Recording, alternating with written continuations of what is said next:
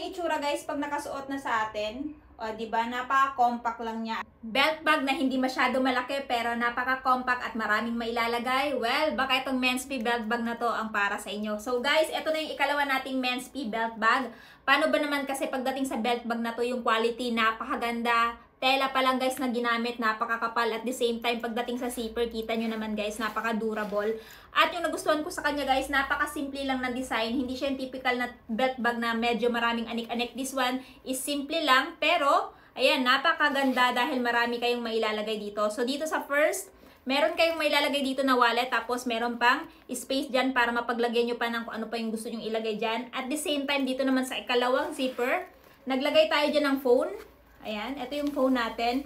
At naglagay din tayo ng mic. Pero marami ka pang pwede mailagay dito dahil meron pa din siyang space. At syempre yung ikatatlong zipper, naglagay tayo dito guys ng lip balm. At kita nyo naman, napaka-spacious pa rin ang loob.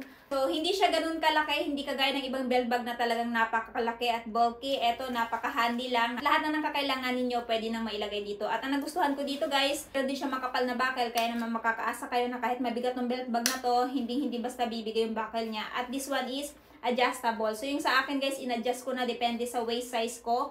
Kaya naman kayo, kung medyo malaki yung waist ninyo, pwede nyo ding paluwagan. Yung itsura guys, pag nakasuot na sa atin, o diba, napaka-compact lang niya. At saka easy to access na lang din yung mga gamit nyo kung may kukunin kayo dito, kagaya ng phone ninyo. Ayan. Yung ating mic na ginagamit pag nagvo-vlog tayo. At syempre, kung ano pa yung mga gamit ninyo na ilalagay dito sa belt bag na to. So kung gusto nyo ding itry ito guys, yung link nandyan lamang sa yellow basket.